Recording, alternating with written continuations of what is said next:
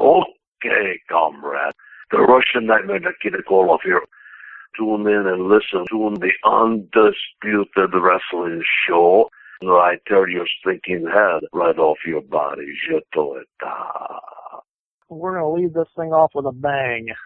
Zane Paisley, can you believe it has been 1 year and 13 days since we talked to this man?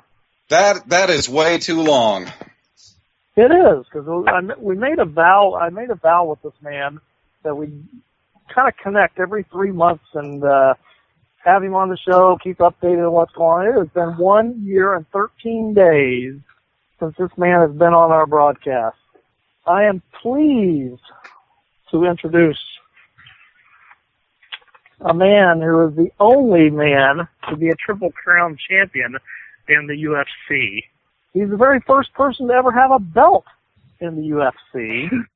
He is a world heavyweight champion 2 times of the NWA. He was inducted in the Legends Pro Wrestling Hall of Fame. He is a Mixed Martial Arts Hall of Famer. He is a UFC Hall of Famer. We can only be talking about one man. Dan, the Beast Severn, is back on the Undisputed Wrestling Show. Dan, how are you? Rick, I tell you what, I'm doing fabulous this evening. I think you guys are located on are you on the East Coast, correct? No, we're Indianapolis, Dan. We're just a little south of you, Indianapolis. All right. Well, yeah, I'm in Arizona, though, this evening. Right. I flew out about a week or so back, and I'll be out here for about another week before I head back to Michigan once again. Dan, I cannot believe it's been 1 year and 13 days. Well, I don't know. Does that mean just a little bit of Dan goes a long way? Is that what you're trying to say here, or what? I guess we need a Dan fix, because last time we talked to you, Dan, we need some updating, buddy. Last time we talked to you, you were getting ready to get back in the squared circle.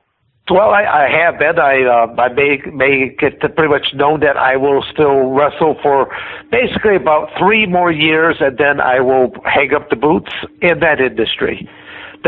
My biggest problem with that industry is most professional wrestling promoters contact me, 4 to 6 weeks out thinking that I'm available, but because of all the things that I do, I'm booked, sometimes a year in advance for other stuff, because I do stuff with law enforcement, I do stuff with corrections and military and border patrol, air marshal. So I've never been none of the above, but I understand all of their rules of engagement. So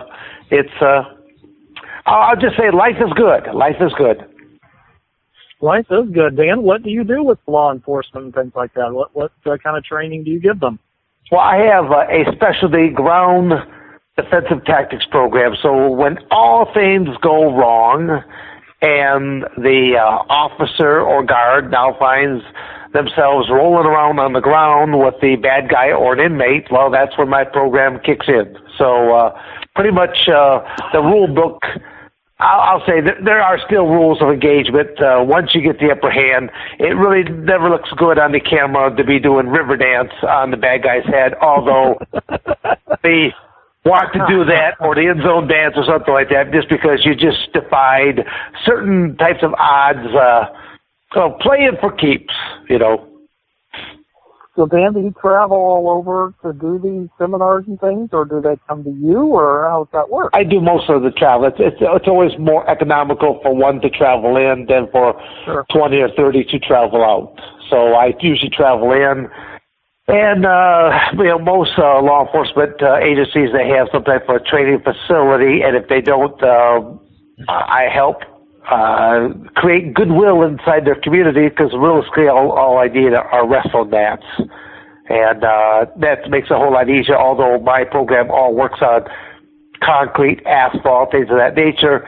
If you're going through the couple-day actual course, it's a whole lot more forgiving, and you'll actually finish the course up if we utilize wrestling mats as opposed to concrete or asphalt. Now, there's something about blooding up your people you're teaching that just doesn't go over very well, huh? But I have a wonderful job. That's why I always think to myself, like, isn't it great that basically well, first off, people pay me to work out, first and foremost, and I think that's cool. But the second part is that I get to do all the things that most public people want to do in the first place. They'd like to throttle a cop. They like to throttle a law enforcement. But at the same token, it's kind of like, there's a lot of bad stigma to a lot of it. I mean, it's I was gonna say, for the most of the people involved in the industry, they're good people. It's just the bad people always tend to stand out, as they do in any industry. Exactly. So, I could not agree with you more. There's so many good people trying to take care of us, and the few bad apples that take everything down. Since we have Crazy Shay there in house there as well, I mean, it's I'm not certain how long, Shay, you've been a wrestler. What did you do before being a wrestler? Sir, I was a Marine. I went in the Marine Corps. I got injured and just wound up having to come across the training place right across the street from when I come back. It was kind of like fate. Now that is 15 years now, sir. Now that is two vastly different worlds. When you talk about Marines, I understand that totally. I'm on point with you there. But when you go across that street to the other world, that is another world altogether. But everything was taken care of. It was so nice. It really was. I mean, you have to listen to what you got to listen to, but everything's taken care of you. When you're out here, it's completely different. And the wrestling business, man, it's like sharks. I did not realize that it's a shark world. It is definitely something. I was not prepared at 19 to come into this. Definitely not. I wish I would have known just a little bit more. Yeah, I tend to burst bubbles when I have young men trying to come to my training facility. I let them know that you better look upon this as just something that you're just going to have some fun doing on the weekend gigs. And don't ever think that you're really going to make any money off of it, because it's all politically motivated. I mean, it's like in the fight world. Well, the thing you love about that is the results are someone goes out there and kicks your ass. Well, guess what? You don't get to move on. It just something that what it boils down to. But in the wacky world of professional wrestling, I always say that if Vince McMahon wanted a 98-pound weakling wearing a pink tutu to be his champion, so be it, say it, Vince, because that he's the guy that signs your check. So when you have to work for all these various promoters and they want to be champion, it's kind of like you just kind of have to bite your tongue in that industry, or. And I've seen that time and time again. I'm thinking, it's your ball, so you get to play, even though you suck. Yes, sir. It's kind of like one of those worlds where you got to remember it's a job. You got to remember at the end of the day that none of this really matters. That as long as everybody, my personal goal, and my name is Crazy Shay. My personal goal is that every match, no matter what, is to make them go home. If I'm the first match or the last match, going, holy shit, did you see what Shay did? That's my goal. Yeah, if I can do that, and I also push merchandise. That's my big seller. I run a t-shirt shop, and that's helped me through the last 2 years or so really support my income, as I found a way to make it work for me with the wrestling business. And have you found that most, like yourself, you're an entrepreneur, you make business for yourself, and I found that most good wrestlers sustain themselves by self-employment. Have you found this to be true? Yes, I mean, it's I very rarely just do a professional wrestling gig when I go into an area. Once I know I have one item that's taking place in an area, it's pretty easy for me to do an amateur wrestling clinic, or do a mixed martial arts clinic, or do a submission grappling seminar. I mean, it's easy for me to piggyback one item into the next, and the professional promoter likes it for the fact that I try to do this all leading up to that Friday night or that Saturday night event, so that I'm there a couple of days ahead of time, or I may even stay an extra day afterwards just to do other types of things. But with that, also I increase my overall income as well.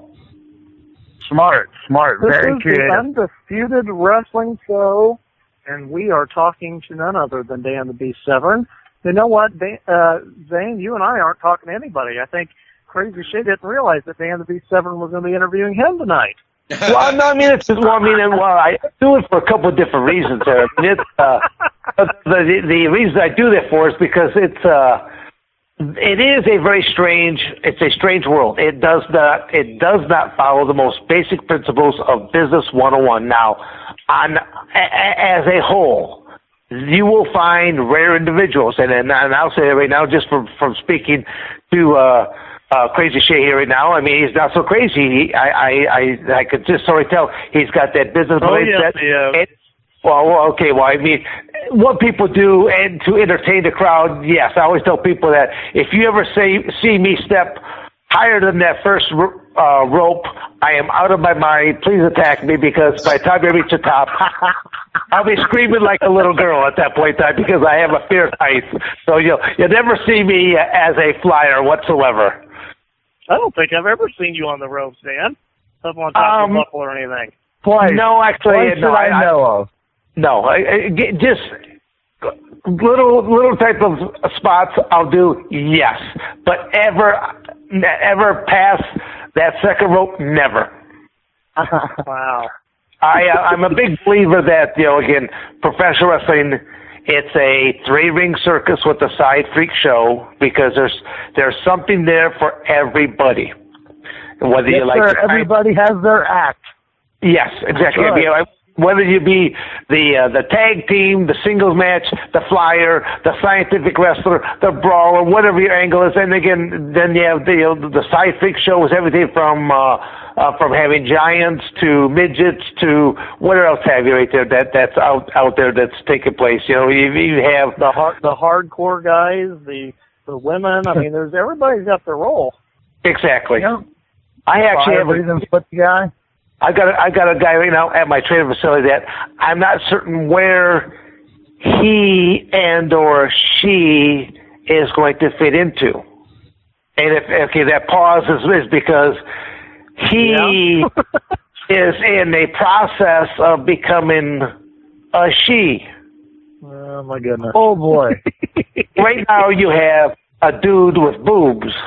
Oh my gosh. So it's there's some more interesting dynamics coming to play there already. Welcome to wrestling. Before we continue here, let me preface something a little bit. We have had the pleasure, listeners, of having Dan the Beast Severn on a couple times before. I encourage you to go to our website, www.theundisputeDWrestlingShow.weebly.com. If you want to get a in-depth talk and listen to Dan the Beast Severn's career, that is your opportunity to do so. We've been there, done that with Dan. We're having fun tonight with Dan. So we're watching one of the professional wrestling right now. That's right. We're talking about wrestling and anything else we feel like talking about with Dan tonight. So if you want to hear about his career and all that, we've got 2 other episodes for you to check out. Go to that website, listen to every interview we've ever done, and by all means, check out both of the Dan Severn interviews. Dan, talk about your training academy real quick for the people who need to be updated on that. Well, I mean, all I really want to say about it, I mean, I first acquired it. My first love was amateur wrestling. I've been teaching I've been a part of amateur wrestling since 1969. I've been teaching it since 71. So I guess if you're starting to do the math, it's kind of like going, wow, Dan must be a really old guy. Well, you know what? It is in perspective, sure, it is what it is. I can't turn back the clock of time, but you'll never see another guy my age do what I could still do. And I've already outlived, I think, 6 of my cage opponents, and I think almost 30 of my professional wrestling partners. Now that kind of saddens me. None of them were older than what I am. So that tells you a lot about both industries, to say the least. Right. So what has made you decide, Dan, that 3 years and you're done and out of professional wrestling? It'll be an age factor. I'll be kicking in at that point in time, and it's and I really think that point blank, I'll be 60 at that time. Right. And do you think you can really stick to that? I'm sorry, I gotta ask, man. And this is the wrestling mentality. Can you honestly stick to that? Well, I mean, I when I gave up when I did my retirement for mixed martial arts, yeah, I mean, it's I basically sent out that mass emails to all the various promotions I had in my database, and I simply said if you want to utilize my services, it better happen somewhere in the course of 2012. As of January 2013, I'm retiring from that industry, and I did that. So I'm letting promoters know at this juncture. Well, I mean, I've made a little bit of noise there to the NWA that. They have a little bit of a predicament that's a dilemma, and I happen to have helped them out on one of their last predicaments, but that was close to a decade ago, and I'm willing to help bail their ass out yet once again. No. But it's to have at least another. And I even hate to say another run with the belt to me because it's going to be short-lived no matter what. But currently the NWA you're going to retire from the industry. When you say you're going to retire from the industry, does that mean just as a wrestler, or will you still make appearances and stuff, or even as a figurehead, or just as a special guest, or what have you? No. That's what I was getting at. After that 3-year mark, I mean, I'm basically saying that as a wrestler.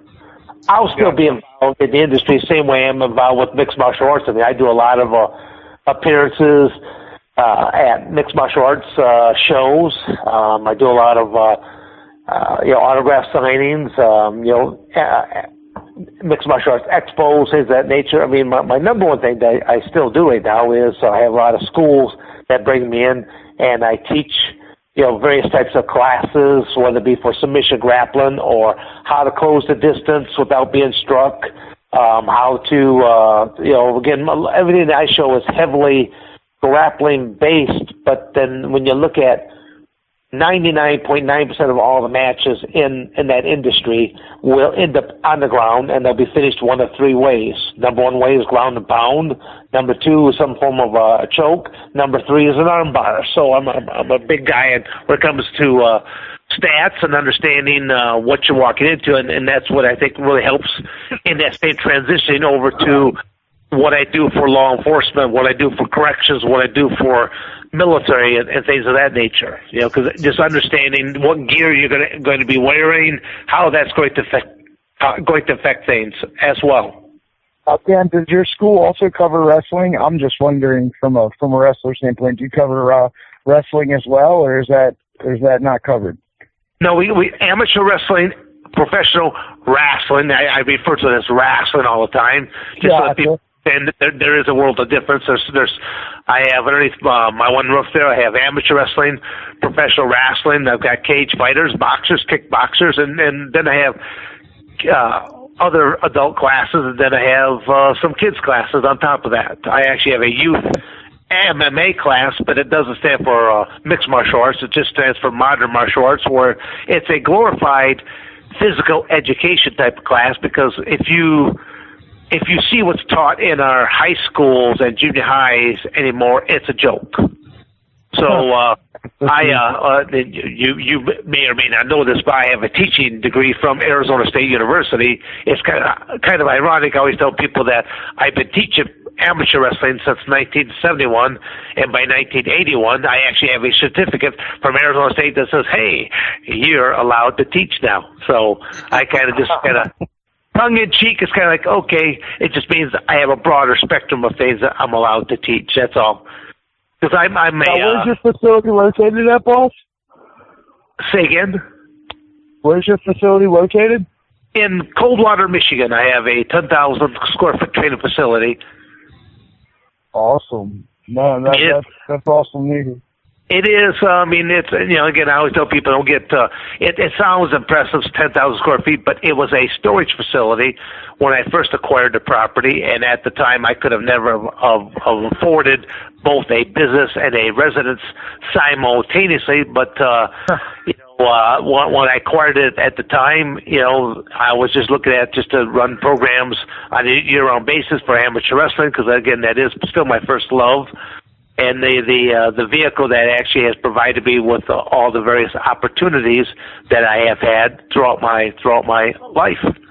So, I just added more and more things, because when I first got involved in the wacky world of professional wrestling, there was no rhyme, no reason to it. I mean, I end up, it just depends on who you worked with or who trained you. I had a combination of some young guys and then had some old seasoned veterans.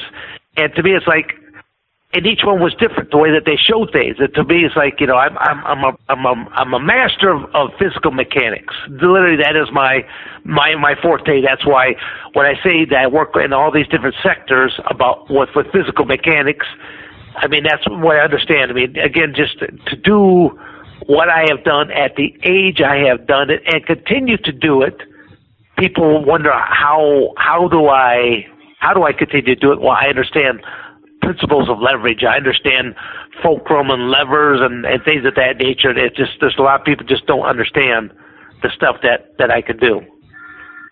But this is the Undisputed Wrestling Show. We are talking to round number 3 with Dan the Beast Severn.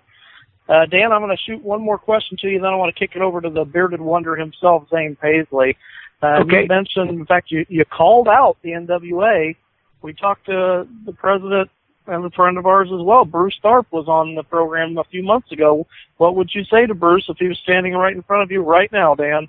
I've already said my piece. There are certain things that that's allowed for public sector, and there's other things that are not allowed. Now I'll leave it like that. I've made my bid. He knows what I would like to do, and the credibility that I could continue to give it, because there has been some people that have questioned my physical ability of, can I still do it at the age I'm doing it? I'm thinking, if I can walk in and do shoots and give up three decades of age and 65 pounds of size, I think I can walk into the wacky world of professional wrestling and do just fine. With that said, let's kick it on over. Bearded Wonder, Zane Paisley, you've got the beast. Well, once again, Dan, thank you so much for coming on tonight. It's always a pleasure to talk with you. My first question for you, did you know that coming up on June 20th, Ken Shamrock is going to be taking on Kimbo Slice in a Bellator fight? Yes, I do. Matter of fact, I was hoping to be cage side and was hoping to be one of their special invited play-by-play guest commentaries. But I'm not sure if that's going to happen yet. Well, if not, if you can go there on your own dime and give us a special report, we'd be more than happy to hear from you on that. Well, something told me, I told myself, do you guys realize the history behind that match, how many years ago it was supposed to take place? I know that it's been on and off for years now. Yeah, and I remember the first time that it was supposed to take place, I told myself, this match is never going to take place. Pack my gear and show up. And I couldn't believe how right my gut was. Now, I did not understand all the things that were going to play out into it, but I really wish I had done that. That would have been, I just wish I would have done that. So that's all I can say on that one. Now, this time, I don't know, I think it's my gut's not really telling me that, but I think it will actually happen this time. But I really would like to be there cage side and putting my 2 cents worth in for both gentlemen. Well, are there any predictions for that fight? Well, yeah. If it stays on the feet, I'd give it to Kimbo Slice. If it goes to the ground, I'll give it to Shamrock all day long. I think that's a very fair assessment. Yeah, that's the way I would look at it. It just there's other things. I'll keep quiet for right now. We'll just see if they live up whatsoever. There are just certain things that are taking place or will be allowed that probably should not be allowed. But it is what it is. Okay. And lately there's been a lot of news about wrestlers trying to form a class action suit against WWE, whether they work there for a long time or work for different promotions that they've since bought, concerning concussions, similar to the NFL with their former players. Have you ever been approached, and what are your thoughts on those? No, I've never been approached, and the reality is, what's my thoughts onto it? Well, I know that basically it's up to you when you are speaking to your professional partner as to how a match is going to unfold and what you're agreeing to do or to put your body through. And to me, it's like chair shots to the head, trauma to the head. Those were never part of my factor whatsoever. So I mean, it's I was actually even approached by a group, Ford, that was heading up MMA brain trauma type of individuals, and as they're approaching me, I'm thinking I had to stop there and cut them off and go, excuse me, guys, are you guys trying to tell me something that maybe I'm not realizing here right now?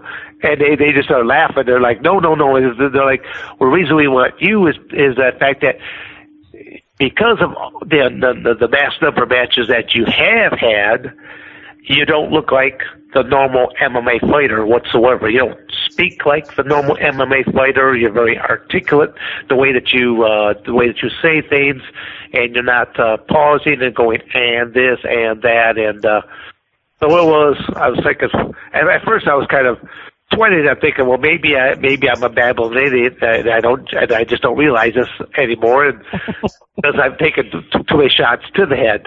But ironically, though, I've been hurt worse in my professional wrestling career than I have been in all of my cage fights combined. Well, what was your worst injury in the professional wrestling ring? I mean, literally, Owen Hart did actually drop me on my head. Did you have a concussion from it, Dan? Well, I mean, I would say that the combination of anytime you get smacked in the head, you're receiving some type of trauma to the brain. But I mean, it ended up having a stinger that just ran right down my spine, right down my leg and stuff like that. And it was during a live match, and he kind of freaked out because he realized he'd screwed up in the match, and I was wearing a mouthpiece at that point in time, and I mean, it looks so good that I pushed the mouthpiece out with my tongue, and it rolled across my face and fell onto the canvas. And as he laid there, he's kind of like going, he kneels down next to me, like, he's saying real quietly, he goes, he goes, if you're okay, please squeeze my hand. And I did that, squeeze his hand. Now, but because when the match was done, I went after him in not in a physically violent type of way, but at the same token to let him know that what he did was one of the biggest violations of professional wrestling that there is.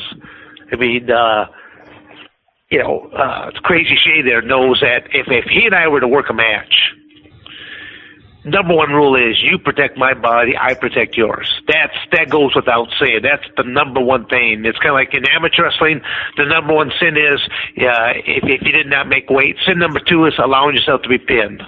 And professional wrestling, you take care of me, I take care of you. Well, it's a partnership. It's yes. I always hate when people say you're involved in that fake industry. I go, well, don't call it fake. I said there might be a predetermined outcome to it, but do all of these wrestlers get along? No, they don't all get along, and there is jealousy, there is envy. I mean, and you look at to the victor goes the spoils most of the time. You could push a whole lot more merchandise on someone that is a winner versus trying to sell loser gear. That doesn't usually go over all that well. But you have the powers that be that make those decisions. But it just that's a world that, Alex, I can talk about that forever, just because it does not make the most common sense of business 101 whatsoever. It's just so much politics that kind of come into it. That's the only part that kind of has tainted me over the years is the political aspect of it all. It's not who you know, or what. It's not what you can do. It's who you know. Right. But I mean, the position that I'm in is simply this. As promoters contact me, I put them on the spot ahead of time and go, what are you expecting out of this, Mr. Promoter? And then if it's something that I can live with, fine, I'll live with it. I move on. If it's something I can't, I just simply tell them, nope, I can't do that because it's taken me too long to build this reputation. I always tell people that I could have still been working with Vince McMahon if I wanted to do some of the wacky things that their creative team was coming up with. They wanted me to put 666 across my forehead, mark of the beast. They wanted me to become an Undertaker disciple. They wanted me to do all these wacky things. I go, and I put my hands up like a T and made the whistle sound there, and I just go, time out, guys, not going to happen. I said, I live in small town USA. I do not want any repercussions to my family, nor my businesses, nor to myself. And I go, if I wore a mask, I would be the most evil person in the world because that character is in that duffel bag, and that's what people can equate that to. But you would be surprised what people, if you are this Heelys type character, how people will translate that over into even real life. Yes, sir. Yes, sir. Hey, the Undisputed Wrestling Show is talking to none other than Dan the Beast Severn. And boy, Crazy Shay, he actually proposed the Dan the Beast Severn Crazy Shay match. The heck do you think about that? It's your turn. Get in the ring, Crazy Shay. You got a few shots at Dan the Beast. Well, I would just use it as an example. I mean, it's I'm just not trying not to stir the pot up in there, Crazy Shay. You're a pyromaniac. I don't. The Beast doesn't want to be barbecued any night. Yeah, you said it. I was just like, I've never really thought about it, but that could be really, really fun. Huh. Yeah, that would be an honor, sir. I could see some really cool promos. Roasted Beast. If I could play the guitar, I'd do a really cool Eagle cover. Yeah, but because he's so old, it's probably rather chewy. A little tough, huh? Yeah, exactly. We can have that one, though. Well, it's already seasoned. I'm good to go. I love it. See? All right, Shay, you've got a wrestler's perspective. You got a couple questions to ask the Beast. Go for it. Okay, I got to know when you're in the business and you were at your high point. What was the best point for you? From a wrestler standpoint, what was the best point for you, and what did you do to make it slow down? Because as you know, time is ridiculously fast. Well, I tell you what, when I thought that I had reached like the pinnacle peak of my professional wrestling career was wrestling in Madison Square Garden. The fact that I was part of the three-way type of a deal there with Owen Hart, Ken Shamrock, and myself. I mean, that's beside the aspect right there. But that was kind of cool to know that you wrestled at the Garden. At the pinnacle of your peak. So that's what it was for me. Now, slowing it down, that's going to be the hard part to Shay, just the fact that life has been such a blur for me in the first place. I mean, I've actually been living out of a planner since probably my junior year in high school, just because of the sheer madness of matches I was having there. I mean, it's one day I may attempt to actually calculate the number of matches that I have had overall, but it's going to be just kind of a crapshoot on that. I mean, I simply do that during my high school season. I was picking up about 50 matches during the regulation season, but in the off season, I was picking up another 100+ matches. So realistically, by the time I would step on that mat again, was I really a sophomore, or by just on sheer amateur wrestling experience alone, I could have been qualified as a junior or possibly a senior. So again, I've kind of mixed in both worlds, but it pertains to both worlds because you're only as good as what you get a chance to work with. I mean, it's ironically, professional wrestling matches make me nervous. They still make me nervous, and yet I can walk into a cage fight, and I used to have doctors who used to check my resting heart rate, and they couldn't believe how calm I was before walking into a cage fight.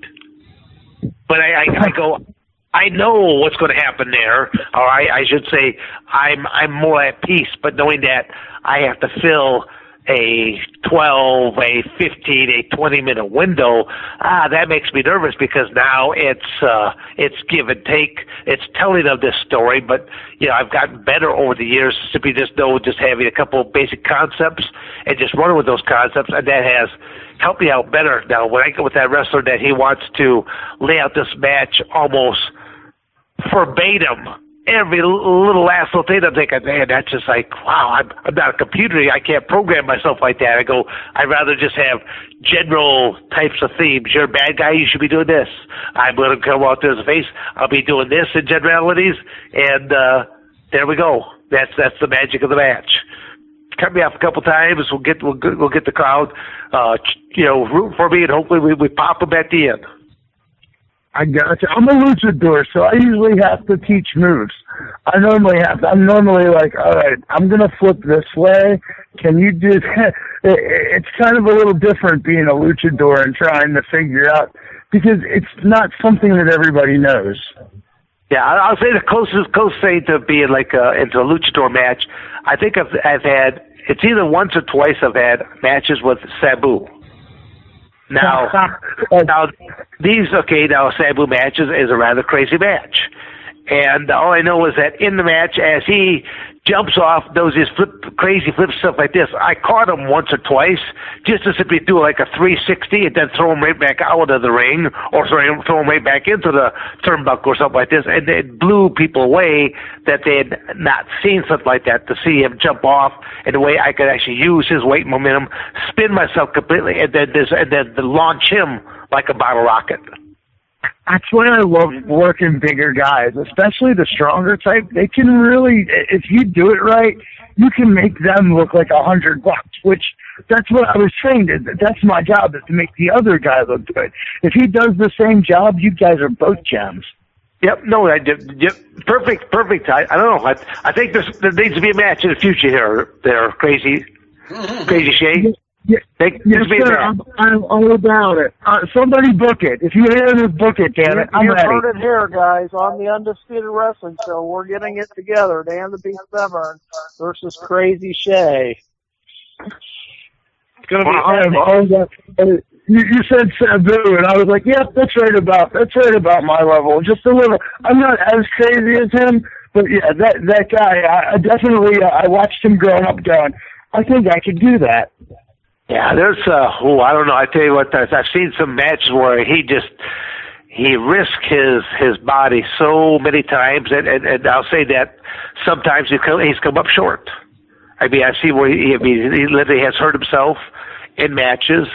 Being parts of just not Sabu, but watching Mick Foley, a.k.a. Mankind, a.k.a. Dude Love, a.k.a. Cactus Jack. I mean, it's watching him over the course of a number of matches of being on the same show with him, and just mind-boggling to me. And I just remember as I was watching and seeing what he's putting his body through, I'm thinking, man, I hope he's making a lot of money, because he is going to need it in the end.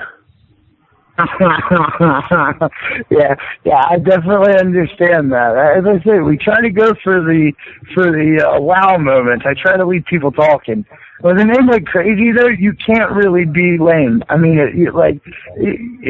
they'll crucify you if you are. Like, if I went to a show and I didn't do a dive, I think I'd get lambasted. Yeah, well, and again, that's well, as they say, you made your own bed, you have to lie into it. I mean, You've raised that bar to this level, and now if you did anything less than it, people are like, you let us down. Yes, sir. That's exactly where I'm at. Now it's just pushing the envelope. Yep. Now try to do that when you're 50, crazy, and we'll see how that goes, right? Well, actually, one of my questions was going to be to Crazy this year. There is how old are you? Okay. I'm 33, sir. Okay. All right. Well, that's you still got some good years in you. So. I'm saying 5 to 7. On a good term, if God willing, I'll be happy with 5-7. Most people don't last more than 10. I'm in 15. I'm already feeling blessed. So, I mean, and honestly, like, you know, I'm able to pay at least one bill of wrestling, which is amazing to be able to say on the indie level. I'm happy. I'm content, you know? I mean, don't get me wrong. There could always be more, but I'm a simple kind of guy, man. I'm all about it. It brings me joy. And to see a little kid, you know, tug on your sleeve or something, dude, that kills me. I'm all about it. Well, I'm hoping to bring, I'll just discuss into some generalities. I used to, when I first got involved in the industry, I used to wrestle twice on the same card, once as a fully masked wrestler. Bodysuit. Yes, you did not see one piece of skin on me whatsoever, and I had this bodysuit where it made me look like I weighed well over 300 pounds. And all I know is that I did the same gimmick in a few different southern states, and I had a few rednecks waiting outside the locker room one night as I'm walking out. They're like, "Hey, Dan, great match." And I'm like, "Well, thanks, guys." I go, "Who are you waiting for?" And then they're like, you know, punching their hands. So they're like, "We're waiting for this." They were waiting for my alter ego. I had pushed enough buttons with this alter ego that I had a few rednecks that wanted to kick. So I did my job quite well to the point that I had some of the locals that wanted to give me a nice, good old-fashioned send-off. Well, of course, you didn't tell them it was you under the mask, right? What's that? So, of course, you didn't tell them it was you under the mask. You kept going, right? Exactly. I just kind of smiled to myself and thinking that character's right in my duffel bag here. Time is getting away from us already, gentlemen. But I have to ask Dan this question because it's been on my mind ever since the events have occurred, I guess. All right, Dan, I need your thoughts. CM Punk is entering the mixed martial arts world, and Ronda Rousey has just entered the professional wrestling world. What's your thoughts? Well, it's I think that Ronda Rousey's route is going to be a whole lot easier than what CM Punk's is going to be. So, you know, I really can't say that whatsoever. I mean, you know, I've had a lot of people ask me when he started making noise about doing that. You know, they're saying, well, how do you think he's going to do? I go, I don't know what his background is in the first place. I go, I hope it's not just all hype on the CM Punk's side. I hope he actually has some tangible skills. I know he has been doing some submission grappling, Brazilian Jiu-Jitsu. So, you know, that obviously there's some help that will be for him. But you need to be able to strike and or be able to defend strikes.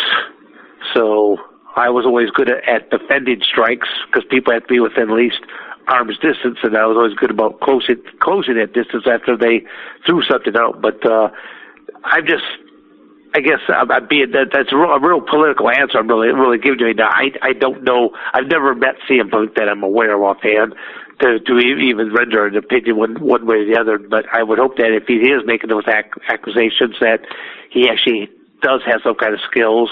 As for Ronda Rousey, I think she'll transition quite nicely into it. You look at especially look at all the professional wrestlers that are currently in the mix or have been in the mix. I mean, they'll all do well into it. I mean, it's there's a physical preparation and there's a mental mindset. I mean, that's what both industries share.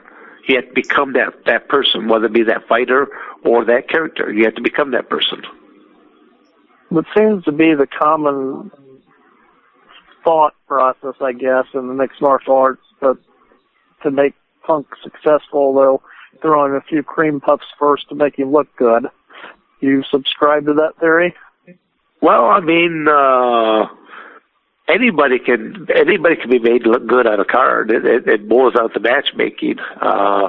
If it all depends on if you're saying if he went, like, for example, if he went right to the UFC, and it might be pretty tough for anyone on that roster, current roster, to be considered a cream puff. If they've made it that far, right? They've got some type of credentials now. If all of a sudden you see CM Punk on a virtually unknown at that point in time, well, I don't think the UFC wants that type of media attention or whatsoever, that they are, stacking the deck in favor for CM Punk there either. I mean, right. I go all the way back to point in time when I was the NWA champion for professional wrestling, and I had the NWA belt carried out to UFC number 5. And the uproar that the UFC company had at that time, because they did not want the association whatsoever.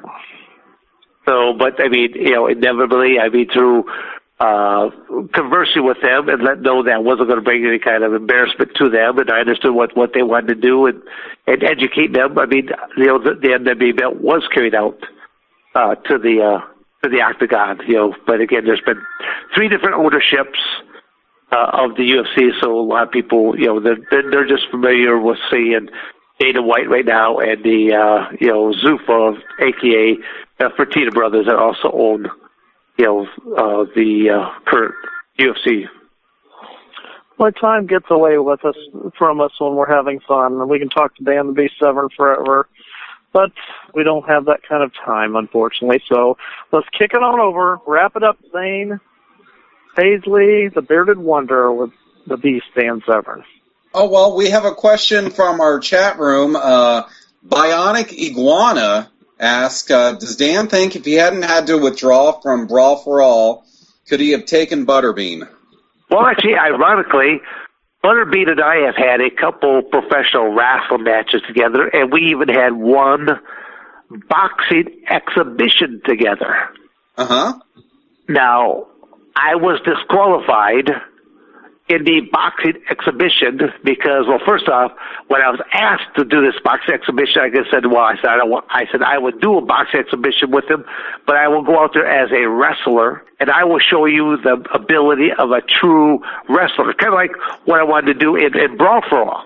I did not want to wear when they were 18 or 20 ounce gloves. I did not want to wear gloves whatsoever. I would have never thrown a single punch. I would have countered. I would have clinched down. I would have simply thrown whoever they put out against me. I would have had my way with them, is what I'm saying. And I say that quite boastfully but I knew what my ability was at that time. Now, I've got a classic photo of Butterbean and myself, and it shows both of us with our best game face on. And we both have a fist cocked back ready to pop each other with, and we have a silver tray of brownies between us.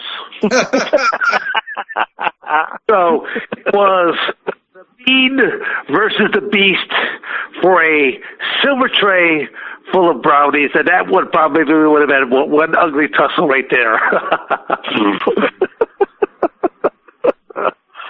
Dan, we got to wrap up with you. We got another Michigander that's getting ready to come on the show. So, as always, we thank you so much. It's a great privilege and honor to always talk to you, and we're going to make it a lot sooner next time around, I promise.